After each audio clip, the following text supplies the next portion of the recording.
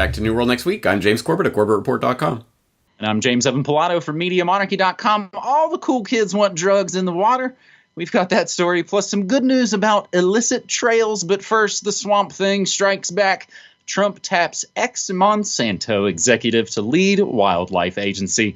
America's Next Top president says he is nominating a former executive at agribusiness giant Monsanto, which, of course, we know doesn't exactly exist anymore. They're retiring the name of, they've been absorbed into the Bayer monstrosity, but still in the public, still referred to as Monsanto. Nominating a former exec at Monsanto to head the Fish and Wildlife Service. Aurelia Skipwith of Indiana, currently Deputy Assistant Interior Secretary for Fish, Wildlife, and Parks, a biologist and lawyer, a deadly combination. Skipwith spent more than 6 years at Monsanto and has worked at the USDA and at the USAID, which I think we generally know is a pretty close conduit to the CIA. If confirmed by the Senate, Aurelia Skipwith would be the first African-American to head the Wildlife Agency, which has 9,000 employees and a $2.8 billion annual budget. Fish and Wildlife Service has been without a Senate-confirmed director since Trump took office in January 2017, which is a whole other set of hilarious shenanigans involving people who don't even have college degrees in the area that they want to run. Not that I'm saying that's the end-all, be-all, but just in their world, you'd think they'd have a piece of paper that says they know how to do the thing. Chris Sager, executive director of the liberal Montana-based Western Values Project, called Aurelia Skipwith, quote, a darling of corporate special interests, and said her nomination was business as usual for an administration that has sought to reward its allies at the expense of public lands and wildlife. As we know, both phony sides do that, James. Another, I think, fine tradition, fake left and the phony right. Just like Obama brought in, remember, Michael Taylor from Monsanto. And then even going several more years back, Poppy Bush got Clarence Thomas into SCOTUS. So both fake sides love the eugenics-obsessed multi-generational serial killers at Bayer Santo. James? Indeed they do. That's a good point. And yes, to pretend like this is some new phenomenon with the Trump administration is just more of the phony, stupid, left-right garbage political game. For people who don't know about the Bayer Santo revolving door and why it is a problem, I would humbly suggest that they go back to episode 340 of my podcast, Bayer plus Monsanto equals a match made in hell, which I think puts the case strongly enough. But perhaps more to the point, people might remember one of the latest stories to come out was from that case in California with the 46-year-old former groundskeeper who sued Monsanto for the fact that the Roundup, the glyphosate in the Roundup weed killer that he was applying was responsible for his non-Hodgkin's lymphoma, and he was awarded $289 million in punitive and compensatory damages as a result of winning that case, i.e. the jury upheld, yes, your cancer was the result of your handling of this glyphosate. And the judge upheld that verdict. That is the latest. The judge upholds Monsanto verdict, but cuts the reward to $78 million, $39 million punitive, $39 million compensatory, which, is still a victory and is still a court case which upholds, yes, your cancer was the result of glyphosate, a pretty important verdict. But the latest, literally just in the past day from farmfutures.com, Monsanto may get new trial on punitive damages, which basically says that if the plaintiff does not accept the reduced damages awarded by this California jury, then Monsanto will get a new trial. So who knows? The story is not necessarily over yet, and because of the Bayer Santo revolving door in government and the courts and everywhere else, it does sort of make this, to put a question mark over the legal wrangling around issues like this. One can hope that ultimately this continues to be upheld, but you never know what tricks the Monsanto lawyer / whatever's have up their sleeves.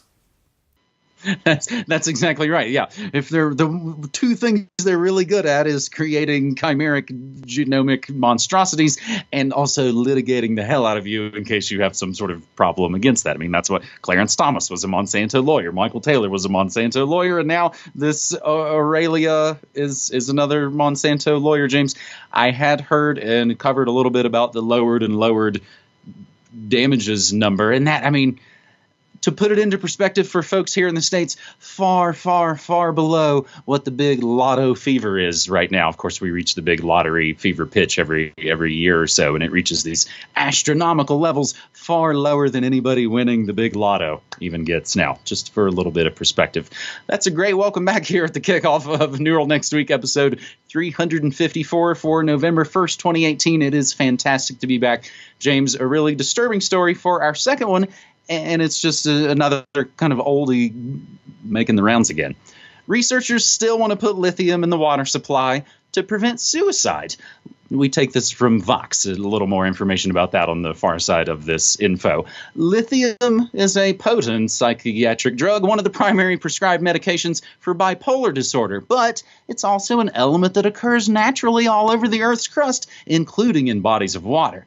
That means that small quantities of lithium wind up in the tap water you consume every day. Just how much is in the water varies quite a bit from place to place. Naturally, that made eugenics-obsessed crazy researchers curious. Are places with more lithium in the water healthier mentally? Do places with more lithium have less depression or bipolar, or most importantly of all, fewer suicides? A 2014 review of studies concluded that the answer was yes. 4 of 5 studies reviewed found that places with higher levels of trace lithium had lower suicide rates. And Nasir Gahemi, a Tufts psychology professor who co-authored that review, argues that the effects are large. High lithium areas, he says, have suicide rates 50 to 60% lower than those of low lithium areas. They think we could save tens of thousands of lives a year with a very simple, low-cost intervention. Putting small amounts of lithium, amounts likely too small to have significant side effects, into our drinking water, the same way we put fluoride in to protect our teeth. This article goes on and on from Vox, and it even includes, of course, a podcast that they made too about it. This newsflash is indeed from, I'm not just saying this to be mean, an autistic millennial named Dylan Matthews, senior correspondent at Vox. He got his start at the CIA's favorite newspaper and is known for using lots of pictures in his articles. You can learn more about that bit of truthiness from his Wikipedia entry, which we'll include in the show notes, James.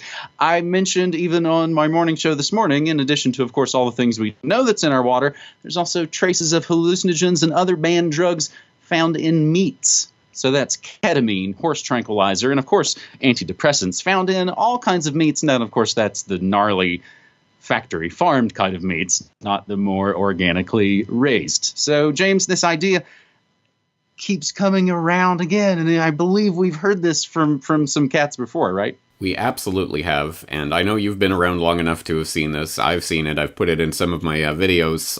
Speaking about the fluoride issue in particular, because of course this is a related issue, and of course it's brought up in this retch-inducing article from Vox, which I can't really recommend people read, but I guess if you must see the propaganda, go and stomach it and read through it and see the smarm dripping from every paragraph of this. I could barely make it through without literally retching. Where they start talking about, as soon as you start talking about putting something in the water supply, you have small or anti-government people responding very vigorously against that, as if this is some sort of, why on earth would they be against this? This is all for your good. And then they go on to say, the absurd controversy continues to this day. Dr. Mehmet Oz, the wildly popular, wildly irresponsible TV doctor, has brought on a fluoride conspiracist, Erin Brockovich of Julia Roberts movie fame, to sow fear and disinformation. If that's the reaction to an effort to improve dental health, just imagine the public outcry against a major push for adding lithium to the water. All right, so many things to break down in this article, and perhaps I will devote an entire propaganda watch to this article, but long story short, for people who don't know, and I'd like to think there is no one in our audience who doesn't know, this crosses all sorts of lines. I mean, the issue of fluoride and whether drinking fluoride in the water is actually helping your teeth is a whole other scientific issue. But beyond that, it is the forced drugging of society. Forced medication. This is a very important topic, and it's not just small or anti-government conspiracy theorists who care about it. It is humanity that should care about this. It is a crime against humanity to forced drug the population. You live in our geographical distinction, so area, so we could do whatever we want to you and your body. absolute nonsense. For people who want the argument against that, I did talk about this quite specifically 5 years ago in a GRTV report called Fluoride Fight, the Forced Drugging of Society, which brings up that issue specifically. And that's the key issue here. If they can do it with fluoride, they can do it with lithium. And if they can do it with lithium, who knows what else they'll decide is good for you and put in your water in this gigantic, uncontrolled experiment in which there's no way to really know how it's really affecting the population as a whole, because, of course, no doctor would give the same prescription and the same dosage to every single patient that walks in the door, regardless of whether they exhibit any symptoms or not, or anything like that. That's insanity. We would never allow that in a doctor's office, but for some reason put in the water supply. Sure, what could go wrong? Oh boy, do I have a Batman movie you guys should watch. Anyway, this is an incredibly important issue. It goes to the fundamental point about who owns your body, which is one of the fundamental issues about governance in general, and they want to just drip it in all this smear and smarm and smugness. The only good thing to come out of this, I think, is, I don't know about your experience, James, but my experience seeing this online, whenever there's a comment section or ability for people to talk back to this, no one's buying this. No one these days, no one under 40 who has grown up in the internet age is going to just absorb this and go, oh, okay, this is the new thing that we must all believe. Okay, lithium is good. People fight back against this, and deservedly so. It is just nonsense. Well, that's the interesting thing to say that we've seen this make the rounds before. I mean, it was the Paul Ehrlich and the eco-science guys who pushed this 40 years ago with, again, the hip intelligentsia kind of college set. And it kind of had an effect then. And James, so now we see it basically with the kind of the young, hip Vox, podcast making set. Even sidebar, I started reading a new horror comic the other day called Man-Eaters that features putting drugs in the water as part of just like the main plot point. So it is this not new idea kind of currying favor with the hip, young comics and podcast set. I guess that makes us look kind of old now, James. Our third and final story on this New World Next Week is a good news story and also one fairly philosophical. We often kind of talk about, and there's the old adage, small minds talk about people and events. We want to be of a larger mind and talk about ideas.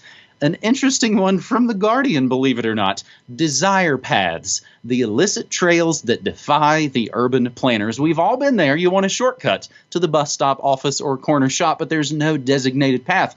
Others before you have already flattened the grass or cut a line through the hedge. Why not, you think? So goes the logic of desire paths, described, I think, and named by Robert McFarlane as paths and tracks made over time by the wishes and feet of walkers, especially those paths that run contrary to design or planning.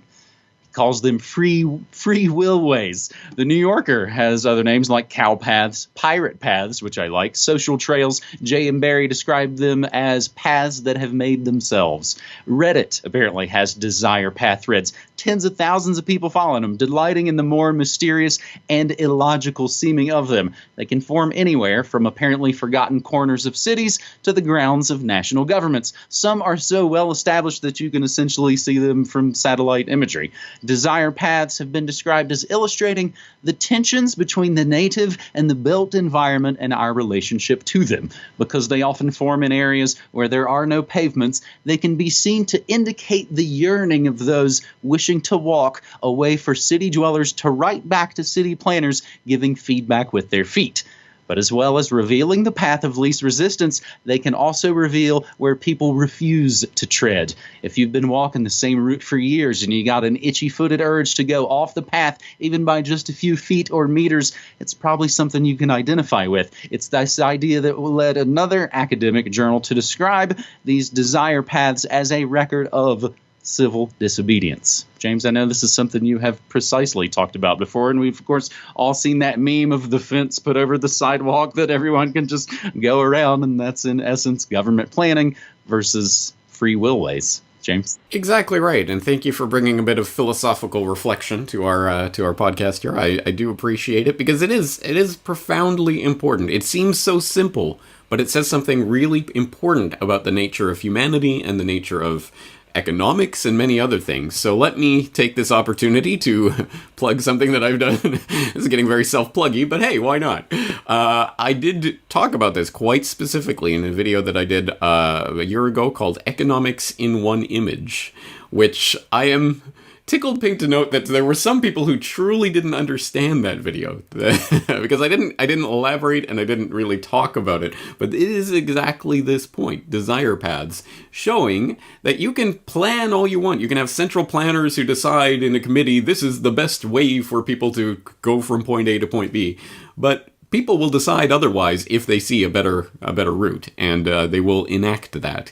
And that has, again, this is not just about the way people walk, although it is about that, but it's also about the way people interact in all sorts of different ways. You must go along this path, you must do this. No, I want to do that. And everyone does that, and suddenly you have a new path. And that's an extremely important point, and it says a lot of things. So I'll just leave it there. I'll leave it to people to look at my Economics in One Image video for the articulation of why that's important in an economic context. I think I first really consciously thought about this when I saw it with my own eyes back when I was still in college. Towards the end of the college years, of course, you're able to make it to the cooler upperclassmen part of campus. These new sort of quads that were relatively new. They probably only been built in the late 70s, probably at the earliest. And very instantly, you could see all these dirt paths in different ways, deviating from the obviously dumb ways they had built the sidewalks. And that was one of the earliest parts I kind of started to think about this, how people vote with their feet. And I've been thinking about it even more recently, James, moving down here to the American Southwest. It's not super walkable friendly, especially coming from a place like Oregon, moving down to New Mexico. It's kind of lack of sidewalks. So again, I've been kind of thinking about this idea. So not only physically, but also just a little more philosophically. And that's how we close episode 354 of New World Next Week. Hey, I can do it too, Mr. Pluggy. I am back on the air Monday through Friday, 9 to 5 Pacific time at MediaMonarchy.com/listen. As I like to say, I stream news, music, memes, and more. And I hope people come check it out. And on a deprogramming note, again, let me stress, as you will have noted, I'm sure, I am not putting out very much right now. I'm not publishing much to CorbettReport.com in the last couple of weeks, and probably won't be for the next week or so. As, once again, let me remind people, I am working on something behind the scenes that you will see very soon, and you will know it when you see it. But it is taking up all of my time and attention at the moment, so I don't have a lot of time to be doing Propaganda Watch or whatever else at this point. So in the next few days, hey, maybe I'll put up some of the videos that I mentioned here. I'll put them up on the front page of CorbettReport.com, and if anyone has any suggestions for anything that they want to see on the front page during this absence, leave them in the comments, and I'll do my best to accommodate. But as I say, it'll be a little bit slower here at CorbettReport.com for the next 10 days or so. All right. Maybe, of course, there's probably no shortage of things to maybe have an open thread about there on the old Corbett Report, as we have pretty much shut down, of course, the Halloween and, of course, the real fears of the big selections coming up here in the States. James will continue to watch all that stuff, and it's good to be back with you, buddy, after a little bit of a break. Absolutely. Let's do it again next week. Talk to you later. All right. Take care.